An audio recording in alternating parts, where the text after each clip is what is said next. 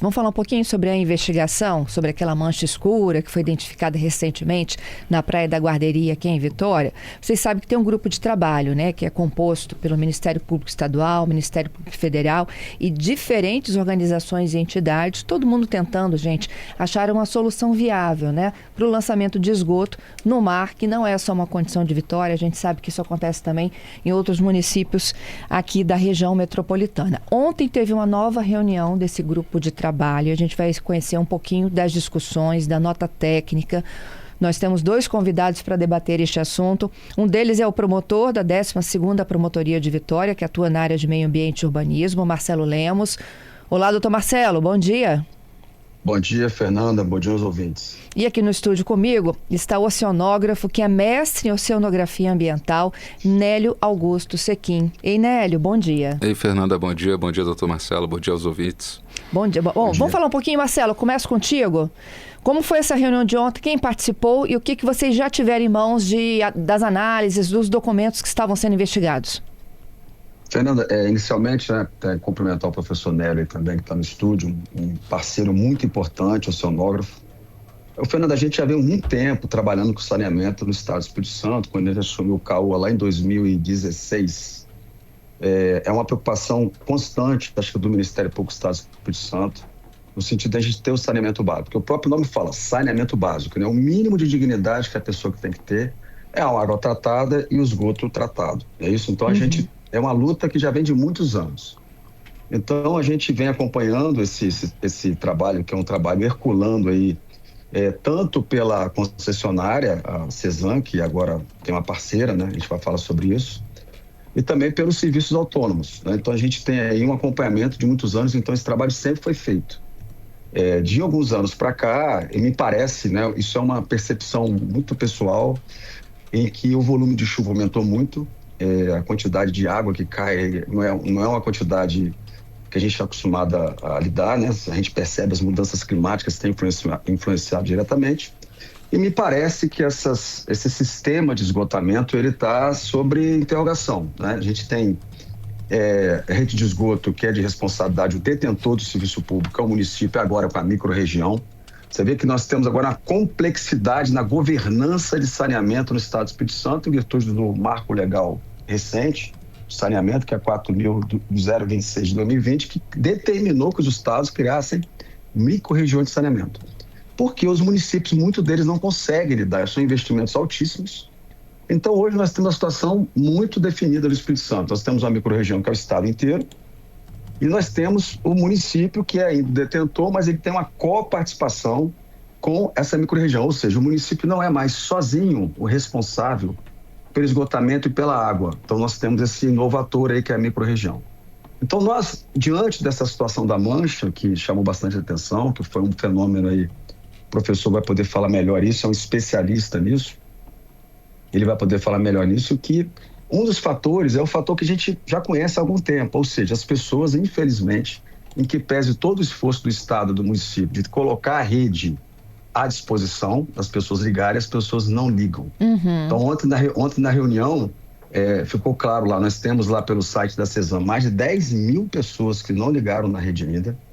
E dentro do que nós estamos trabalhando do projeto, que nós fizemos um recorte no projeto, daquelas pessoas que pagam R$100 acima da fatura mensal de esgotamento, a gente tem um universo aí de mais de 2 mil pessoas que a gente conseguiu notificar, e 14% desse número já ligou. Quer dizer, o número é até razoável, a gente começou a fazer esse trabalho, mas é um trabalho que ainda vai demandar tempo, né? Todas as pessoas ligarem na rede para a gente poder ter uma rede pluvial, ou seja, essa saída de água pluvial, vamos dizer assim, dentro de níveis aceitáveis para o mar, seja razoável. Agora, Fernando, o que chamou atenção no grupo de trabalho foi a fala de alguns especialistas, dizendo o seguinte: olha, mesmo que você trate o esgoto, mesmo que você coloque todas as pessoas ligadas, mesmo que a gente consiga chegar nesse ideal, a rede pluvial, ela por si só, ela não é uma água que sai limpa. Então, se a gente for pensar em balneabilidade, não é ideal a gente ter essas saídas de drenagem nos lugares de banho. Então, assim, a cidade tem que tomar uma decisão, e a gente vem trabalhando isso no grupo, porque eu acho que isso que é o trabalho mais importante, é o pano de fundo. É a gente entender que a gente não pode ter rede pluvial por exemplo, saindo ali naquele local da Praia da Guarderia, que talvez seja um dos maiores cartões postais do estado, junto com Camburi. Então, é um desafio, ou seja, são fases que a gente vai ter que passar. Primeiro, a gente vai ter que fazer com que imediatamente a gente tenha a qualidade da água melhor, a balneabilidade melhor, porque o professor vai falar bem, a nota técnica indicou pontos impróprios ali na guarderia, né? Como tem também, muitas vezes acontece lá no final de Camburi também está impróprio, porque tem uma última saída de drenagem lá no final de Camburi. Então a gente precisa, me parece que em relação àquela área da guarderia ali, a gente precisa retirar essa rede de drenagem dali. E nos pontos de Camburi e das Caieiras, onde foi apontado também como pontos importantes para o turismo, a gente talvez trabalhar com caixa de tempo seco. Então, o trabalho do grupo é justamente a gente identificar os problemas que estão ocorrendo pontuais nessa situação, mas também tratar o saneamento como um todo. A gente não vai ficar, vamos dizer, satisfeito em cuidar somente dessa área que foi chamada a atenção por causa dessa mancha que aconteceu aí no mês de janeiro, que o professor vai poder explicar bem aí. Foram vários fatores que acabaram contribuindo. Um deles, evidentemente, é essa questão da caixa de tempo seco que tem ali, em que ela em tempos que não tem chuva funciona muito bem, mas quando chove, infelizmente, ela acaba levando material orgânico para o mar e contaminando a água do mar. Então, o grupo está avançando nesse ponto. No dia 18 a gente vai se reunir de novo e nós estamos aí, solicitamos a Prefeitura, a CESAM, está chegando aí a empresa GS Inima, que é a contratada pela CESAM para a realização do serviço agora de saneamento. Veja, a CESAM hoje, ela sai de cenário, entre aspas, e assume essa GS Inima, que é uma empresa contratada pela PPP, parceria público-privada. A CESAM vai fazer a gestão desse contrato. Então, nós temos um novo ator. Então, nós temos que chamar a GS Inima, apresentar esse projeto, porque a PPP, além da manutenção, também tem investimentos.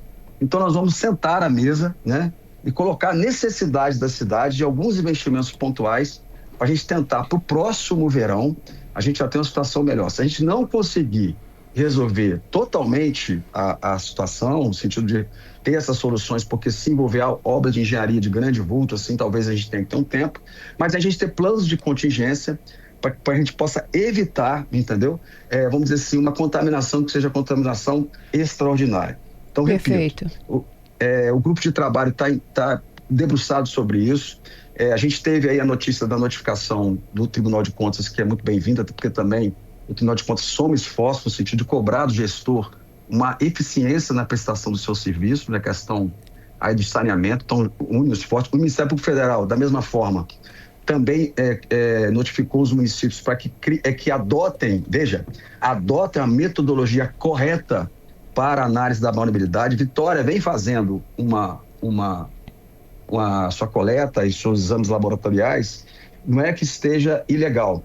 A Vitória vem fazendo de forma legal, mas me parece que não é o melhor critério. Então, nós estamos com a metodologia mais apropriada, e essas 5 coletas que nós fizemos foi uma metodologia mais apropriada, tecnicamente, biologicamente mais favorável, no sentido de realmente apontar e dar segurança para as pessoas. Porque a nossa preocupação, Fernanda, é o seguinte: nós precisamos tratar das pessoas. Então, a pessoa não pode, num final de semana, ficar insegura. Se ela pode, ela pode. Porque isso aí é inadmissível. No ano de 2026, a gente tem inteligência artificial, nós temos tecnologias a todo momento, soluções baseadas na natureza, intervenções de todas as formas. A gente não pode ter uma cidade como Vitória, uma ilha como Vitória, que você a todo momento vê ganhando os prêmios, né, de vastas áreas, a gente ter a impossibilidade das pessoas irem à praia, porque a ilha, ela não tem muita possibilidade de banho. Se você for analisar, assim, para banho mesmo, a gente tem aquela região da Guarderia e Camburi. E os dois estão aí em interrogação. Então, assim, é uma coisa que a gente tem que passar a virar essa chave. Eu tive pessoalmente, Fernanda, com a prefeita, a Cris Amorim. Ela pessoalmente se comprometeu, colocou a prefeitura à disposição para a gente buscar essa solução. Assim, as soluções que estão aparecendo a construção de caixa seca lá no final de Camburi, ou seja, a gente, enquanto não conseguir ligar todo mundo na rede, a gente tem a construção da caixa, que lá não tem. O professor pode explicar bem o que é uma caixa de tempo seco, é muito interessante. Na guarderia já tem caixa de tempo seco e não resolve. Então, a ideia é tirar aquela saída ali, aquelas manilhas dali, colocar em outro lugar da cidade, que não seja de banho, não é discriminar o lugar da cidade, não é querer prestigiar ou privilegiar, não é isso. É porque me parece que para a saúde das pessoas, a gente tem que olhar primeiro onde as pessoas se banham. Então a gente tira dali, é uma exigência do grupo. O município de Vitória já ontem saiu de lá com esse dever de casa, junto com a CESAM, vamos chamar a empresa. E lá nas Caieiras, que é o ponto também que foi colocado como um ponto extremamente importante para o turismo, não necessariamente para banho, mas para o turismo, a gente trabalha também inicialmente com a caixa de tempo seco. Então são soluções, repito, não são as soluções definitivas, mas elas são soluções, vamos dizer assim, paliativas, mas que dão resultados muito bons, para a gente realmente tratar com a empresa que está chegando, virar essa chave, porque nós temos prazo, Fernando, até 2033, nós temos que ter 90%, 99% da água tratada universalizada e 90% do saneamento esgotamento sanitário. Então nós estamos correndo contra o tempo. Vitória não é uma cidade que está atrás, nós temos a rede, foi falado muito bem pelo Sérgio, que é da microrregião. Potencialmente as redes estão lá. O problema são as pessoas ligarem na rede. Aí eu chamo a atenção, Fernando, para um fato que às vezes pode passar despercebido, dependendo da conduta da pessoa, tanto culpa quanto dolo, essa pessoa pode incorrer em crime ambiental. Então, o projeto que nós estamos trabalhando, que é um projeto Tá Ligado, que é um projeto que está sendo tratado diretamente no gabinete do Procurador-Geral de Justiça, doutor Francisco Bedial, ele está pessoalmente imbuído de nos cobrar, tem se envolvido pessoalmente, porque, eu repito, isso é dignidade da pessoa humana, você traz qualidade de vida, e nós precisamos mudar essa parte. Então, a sociedade, olha que interessante, a mesma pessoa que chega no final de semana ali e que quer se banhar numa água limpa, às vezes uma pessoa que mora numa residência, no condomínio, onde o condomínio dela não está ligado na rede. Então, não é só poder público que tem seu dever fundamental de proteção ambiental, o particular também. Então nós estamos com esse projeto firme, nós temos fases do projeto, né? Primeiro foi uma fase de sensibilidade, depois foi uma fase de notificação, a CESAM já fez as notificações, a CESAM está fazendo as vistorias.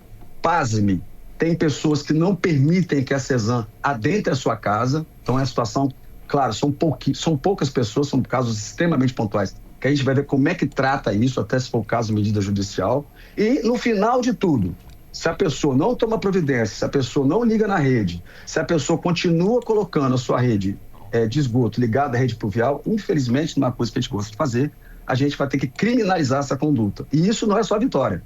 O programa, esse projeto envolve toda a região metropolitana. Então essa é a primeira fala que eu gostaria de fazer, que para deixar claro para as pessoas que o trabalho está sendo feito e que a gente vai avançar e que em breve nós teremos uma qualidade melhor de vulnerabilidade nessa região tão bonita que é da Ilha de Vitória. Vamos ouvir aqui o professor Nélio. Professor Nélio, diante das explicações aqui, né, do promotor, vamos lá agora para a técnica. A água pluvial, ela chega no mar e ela chega suja, porque ela lava a cidade, não é isso? Exatamente. Ela faz um processo que a gente chama de lixiviação. Basicamente é isso, né? Ela lava a cidade e todo aquele resíduo que está na cidade, seja uma contaminação orgânica dos animais, enfim, dos pets, né? Da fauna, né? Enfim, do lixo, toda a dinâmica urbana de carros, enfim, todo esse detrito, ele é lavado, ele é condicionado numa rede de drenagem, essa rede de drenagem inevitavelmente vai cair no mar, né? E a cidade de Vitória é assim? Ou seja, a rede pluvial deságua no mar? A rede pluvial deságua no mar. Esse é o primeiro problema, né? Promotor, o senhor está ligado também, tá? Exatamente. Sim, então, assim, o tratamento da rede pluvial, ele foi modernizado. A gente tem alguns exemplos no mundo, né? Como o promotor falou de soluções baseadas na natureza, entender como a natureza trata aquele problema, né? Porque ela levou bilhões de anos para evoluir naquele tipo de solução e você conseguir, de alguma forma, sintetizar aquela solução para os desafios que a gente tem, por exemplo, na rede de drenagem, né? Então, isso é feito em todo o mundo, né? Recentemente, infelizmente, teve um arquiteto chinês que faleceu num voo no Pantanal, que ele era referência internacional nisso, né? Mas essas soluções existem, né? E o que a gente precisa é de um ambiente dessa troca de informação, e o GT é uma oportunidade que a gente está tendo para trocar figurinhas, né, entre todas as partes, né, entre a concessionária, entre os poderes públicos, entre o sistema judiciário e o Ministério Público, entre a academia também e a parte técnica. Né? E aí, a grosso modo, assim, para a gente entender, nós que somos os banhistas, né, os frequentadores ali da região, essa água pluvial, ela deveria então ser tratada? Olha, você tem algumas abordagens internacionais que realizam esse tratamento, um tratamento prévio, né, ali focado nisso, nessas soluções baseadas na natureza e, enfim, com outras tecnologias para que ela não chegue de uma forma muito contaminada no mar, né? Então você pode ali ter algumas soluções ao longo desse percurso dela, entre ela cair na cidade e ela chegar, obviamente, na manilha lá que vai desembocar no mar. Nas primeiras entrevistas que a gente fez, logo que a mancha apareceu e os banhistas começaram a relatar um cheiro muito forte, um odor, né? As explicações da prefeitura é de que se tratava que não era esgoto, de que era uma água de um lençol freático. Explica pra gente o que é isso e por que ela cheira tão ruim, se é isso mesmo. Olha, o aspecto da qualidade do ambiente, ele é determinado por análises laboratoriais, então você tem ali o dado quantitativo, né, que é a quantidade de determinado parâmetro, de determinado valor, igual um exame de sangue. E você tem também essa percepção qualitativa. E a normalização, a norma técnica, ela permite você determinar até balneabilidade nisso, né? Então, se tem um cheiro, um odor, alguma coisa não está certa. Né? Naturalmente, aquele ambiente não iria expor esse odor, expor a essas manchas, né? Então, indica um processo de contaminação, um processo de complexidade ambiental, uma disfuncionalidade daquele ambiente. Aquele ambiente entrou em algum estresse, né? Então, ele está tendo uma decomposição anormal, ele está tendo alguma interação anormal que gera essa percepção de uma qualidade um pouquinho pior do ambiente, né? Então, basicamente é isso. Esse final de semana de praia, né, alguns pontos estavam como impróprios, a gente viu, né, a gente até noticiou que os banhistas mesmo assim, né, ignoravam as placas, frequentavam a região. O promotor Marcelo lembrou bem que a gente está aqui para discutir o bem do cidadão, né, e como que a gente vai chegar a atingir esse nível aí de excelência, de praias próprias, não poluídas, nem com essa água pluvial que limpa a cidade, nem com o esgoto que não está interligado ainda da sua casa, que esse cidadão, inclusive, não deixa o técnico da CESAM entrar. Tinha que ser compulsório isso, né? É um absurdo. É um absurdo, assim, a gente falar, né, de universalização do tratamento de água e esgoto e ainda ter pessoas que não se conectam, né? Direitos e deveres. Direitos e deveres, né? É a saúde coletiva que a gente está tratando aqui, né? É bem comum. Na tua percepção, o que é que tem, então, ali? E o que precisa de ser feito? Olha, o ambiente em questão ali, a Baía do Espírito Santo, que a gente chama, né? Ela já vem sofrendo um processo antrópico, que a gente chama, o processo dessa urbanização, dessa interação com a sociedade ao longo das últimas décadas, né? Ele, obviamente, como o doutor Marcelo falou, a pauta do saneamento básico é uma pauta negligenciada em esfera federal, né?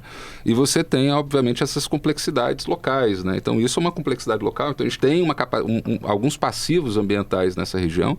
E a gente tem alguns ativos entrando. São 10 bacias hidrográficas que entram e vão desembocar nesse sistema da Baía do Espírito Santo, né? Então, desde o começo da nascente da Baía de Santa Maria de Vitória, lá na Santa Leopoldina, lá, enfim, longe, né? Toda essa água que transita nessa bacia hidrográfica e vem parar aqui, ela gera essa complexidade ambiental. E a gente tem bacias urbanas menores, como, por exemplo, a bacia do Rio Aribiri, em Vila Velha, né? São 160 mil pessoas numa bacia urbana com uma complexidade de drenagem, com uma complexidade de saneamento, né? A gente tem o Canal da Costa, o Rio Bubu, enfim, se a gente for ficar falando aqui das contribuições, são contribuições muito diversas, né? E a gente tem um ambiente muito confinado, né?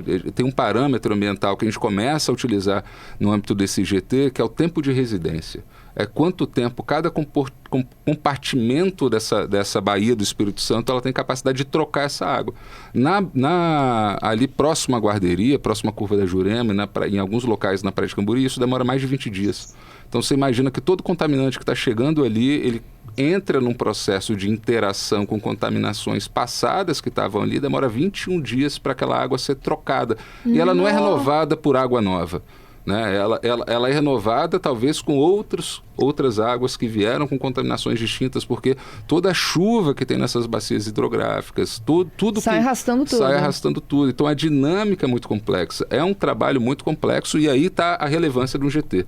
Tá a relevância do poder do Ministério Público, a capacidade de pautar, né, da capacidade de comunicar e de chamar para o debate do Ministério Público toda essa questão complexa, né, que são essas microbacias, todo o sistema de governança das bacias hidrográficas, toda a municipalidade, é um problema metropolitano, é um problema estadual. Verdade. Então, é um ambiente muito complexo e a gente está tendo a sorte de ter uma ação do Ministério Público capitaneada pelo Dr. Marcelo Lemos de colocar todo mundo na mesma mesa, né? E a gente poder discutir o que tem de sinergia comum e o que tem de diferenças, né? Mas um ponto importante a se falar é que tecnicamente é viável a gente propor ao longo do tempo, com medidas a curto, médio, longo prazo, ações de regeneração daquele ambiente. Ações para que a diversidade de peixes, né, de tudo que tem ali, além de ficar numa qualidade mais saudável, ela seja reestruturada, como era na década de 90, né? Eu cresci naquela região, então eu mergulhava ali, você via lagosta, você via tartaruga, você via peixes recifais, você via uma diversidade absurda, e isso tem como ser restaurado, né? Então, o foco não está em identificar culpado, o foco é como que a gente vai sentar todo mundo aqui com uma proposição, né, com propósito em ter uma restauração ambiental ao longo do tempo. Né? Nélio, sobre isso, até tem um ouvinte aqui me contando, o Ramon, ele está dizendo o seguinte: como é que a água pode estar imprópria, né? Se ela está clara, tem até vida marinha. Outro dia a gente viu aquele ensaio das arraias, né? Exato, contaminação, ela não tem cor, né? Ela é uma coisa incolor, a gente não consegue determinar apenas por coloração, uma mancha assim, uma contaminação em ponto, né? E a participação de algumas comunidades, né, de organismos, como as arraias, né, que hoje também está dando um show lá, ela não pode ser um bioindicador local. Então, esses grupos de animais, né, arraias, golfinhos, né, eles são um grupo de animais que declaram que há uma conexão funcional, ecossistêmica, mas regional. Né? Então você tem, isso está acontecendo no Rio de Janeiro também, essa presença absurda de números de arraias, assim, a ciência está tentando entender que fenômeno é esse, assim, o que está acontecendo, mas isso quer dizer que aquele ambiente tem uma conexão funcional com o ecossistema regional. Né? E aí nessas medidas de curto, médio e longo prazos, quais seriam elas? Olha, foi identificada primeiro que a metodologia empregada pelo grupo de trabalho tem uma capacidade de identificar essa contaminação de uma forma mais concreta, de uma forma mais precisa. Trocar a forma do teste? Isso, adequar melhorar, né? Veja bem, a CONAMA 274, que é a que determina a vulnerabilidade, ela é de 2020, tem 26 anos, e ela é uma resolução desenhada na melhor técnica da década de 80. Internacional. Então, ela, além de ser muito antiga, ela é muito defasada e não foi atualizada, né? Então, ela precisa dessa atualização, ela precisa passar por essa modernização com novos conceitos, né? A nacionalização de boas práticas internacionais, né? Isso por princípio da precaução, da presunção, enfim. Então, por vários princípios do direito ambiental, o Dr. Marcelo Lemos pode falar com categoria, a gente pode abordar ali uma melhoria das metodologias, e aí você tem análise da infraestrutura de drenagem, né, manutenção dessa infraestrutura de drenagem, tirar essa drenagem das áreas de vulnerabilidade, políticas de redução da contaminação por esgotamento, né, então essa rede de esgoto conectada à rede pluvial, né, identificação de falhas nessas redes de drenagem, né, e uma ação de médio e longo prazo, integrando as outras municipalidades, integrando os outros responsáveis, né, de curto, médio e longo prazo, para você poder ter essa melhoria, e que não basta um ente responsável nesse mosaico, né, não basta um ente querer fazer uma coisa bem feita, porque ele não vai conseguir resolver o problema. Então, da mesma forma que o Rio Santa Maria tem que ser bem cuidado para a nossa vulnerabilidade, né? A gestão municipal de Vitória também precisa ter esse comprometimento, como a gestão de Vila Velha, da Serra de Cariacica, tudo muito... a barreira ambiental, natural, ela não tem fronteira física igual aos municípios, né? Então, é um problema dinâmico, é um problema complexo. E tem a própria movimentação da maré, né? Ou seja, espalha, exatamente. Ali a maré tem uma função muito muito relevante, né? O principal propulsor daquela dinâmica daquele ambiente da curva da Jurema, né? Assim como o vento também, enfim, a fase da Lua, por conta dessa amplitude da maré, que dá algumas correntezas mais fortes, né? Então, todo esse entendimento também da dinâmica daquele ambiente está sendo possível. E outro ponto a ressaltar, Fernanda, é que aquilo é uma ação piloto, né? Então, a gente vê algumas pessoas questionarem com toda é plausível, né? É relevante esse questionamento que está privilegiando um setor da cidade. Não, isso não é fato. O fato é que aquela região são as únicas enseadas urbanas e praias urbanas que o município de Vitória tem, que tem uma abertura de balneabilidade, janelas boas de balneabilidade. Infelizmente, isso não é a realidade da parte mais ao fundo do município, né, que é a região da Baía de Vitória. Então, a gente está realizando esse piloto na Baía do Espírito Santo, né, que é a região da curva da Jurema. Exatamente. Né? Porque, por exemplo, a gente tem essa imensa calçadão da Beira-Mar, mas a gente não mergulha nessa baía. Exatamente. E aí, a partir do momento que a gente gera esses entendimentos, gera esse aprendizado e até essa metodologia de trabalhar em conjunto, que não é uma coisa simples, né? Talvez é tão complexo quanto o problema que a gente está enfrentando. Isso tudo é um aprendizado que vai gerar um legado para poder ser aplicado para toda a região municipal, para toda a região metropolitana e para todas as bacias hidrográficas ao longo do tempo. Qual é a próxima reunião de vocês, Marcelo, Nélio? Dia 18, Marcelo. Dia 18, a próxima reunião, Fernando. Eu queria ressaltar, Fernando, que o momento ele é muito apropriado para a gente virar essa página, entendeu? Nós estamos com o investimento aí da GS numa faixa de 7 bilhões entre manutenção e investimento. Estive lá, Fernanda, pessoalmente com o governador Ricardo Ferraz, muito preocupado com essa situação, porque a gente vê que o Estado faz uma força muito grande, né, investimento enorme no saneamento, e as pessoas não ligam na rede. Então, assim, a gente precisa definitivamente fazer esse movimento. O projeto Tá Ligado tem esse condão de fomentar o debate nas associações de bairro.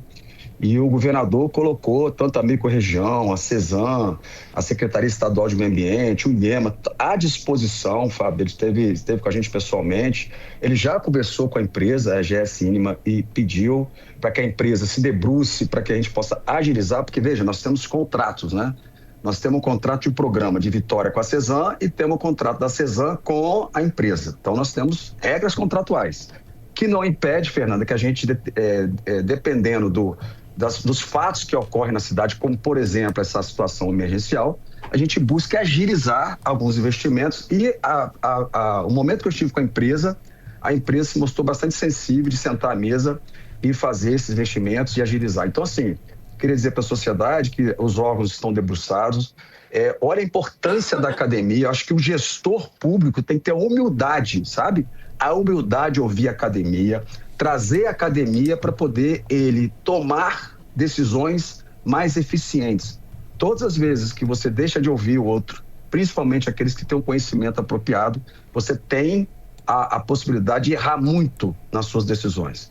Então, me parece que o momento é um momento muito particular. Do caos vem as soluções, né? A mancha, ontem foi falado pelo deputado Gandini, uma frase interessante, né? Salve a mancha, porque a mancha, ela de uma forma ou de outra, chamou atenção para o problema, que já é um problema que já vem ocorrendo há alguns anos, e a gente vai se debruçar, e eu acredito muito que até o final do ano a gente tem uma situação bastante favorável naquela região, porque é inadmissível, repito, é inadmissível que uma ilha tão bonita, uma cidade tão querida, todos nós somos muito apaixonados pela ilha, que a gente não possa sair no final de semana e tomar um banho de mar com segurança. Isso é inadmissível. Então, me parece, essa é a parte crítica, mas a parte boa. Não vejo nenhum dos órgãos que não esteja comprometido a resolver o problema. A questão é de engenharia, questão técnica, e como o professor falou bem aí, não depende só de Vitória. Fernando, é muito importante lembrar que muito da poluição marinha que chega para Vitória, muito da contaminação de esgotamento sanitário que chega em Vitória, não é só de Vitória. A gente tem um problema que vem da Serra, através do canal dos Escravos ali vem pelo canal de Camburi, e temos ali Vila Velha, que é o canal da costa, que polui a Baía de Vitória. Então, aí é que a questão que me parece que é muito importante a liderança do governador Ricardo Ferraz de tratar as matérias ambientais daqui do nosso entorno através da região metropolitana, né? O Estatuto da Metrópole foi, há algum tempo atrás, esse debate foi muito forte e ele meio que ficou adormecido. Então me parece razoável a gente voltar a falar numa gestão metropolitana. O professor falou muito bem, não existe divisa para meio ambiente. Você não consegue segurar o ar de um município para outro, tutela do ar. Você não consegue a tutela da água, você fazer divisão de comarca ou de município. Então tem que haver união dos esforços de todos os municípios da região metropolitana, sabe? Um grande encontro. Eu propus isso ao deputado, porque, né, foge da escala municipal, vai para a escala estadual. Fazer um grande seminário, e ele está começando a fazer já algumas reuniões lá com as PPPs. Como é que está a PP da Serra?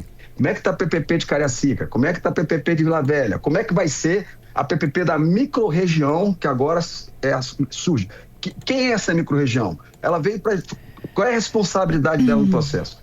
Então nós estamos nesse ponto, assim, que é um ponto extremamente positivo, porque nós temos a vontade política, repito, do governador que está pessoalmente à frente disso, e nós temos dinheiro. Então está chegando um investimento de uma ordem de 7 bilhões, repito, para manutenção e para investimento, e a gente só tem a agradecer, aí eu posso fechar com isso, agradecer a CBN, na sua pessoa, por estar pautando essa matéria, porque da mesma forma que a gente enfrentou a questão da tutela do ar, que a gente avançou bastante, nós precisamos avançar também na tutela da água, principalmente a água marinha, que é o nosso cartão postal, né? O capixaba gosta do mar, a gente gosta do mar, não só para tomar banho, mas para esporte. A gente precisa do mar, a gente respira o mar e a gente precisa tratar desse bem tão precioso. É isso. E a gente precisa ter contado o esforço de todos.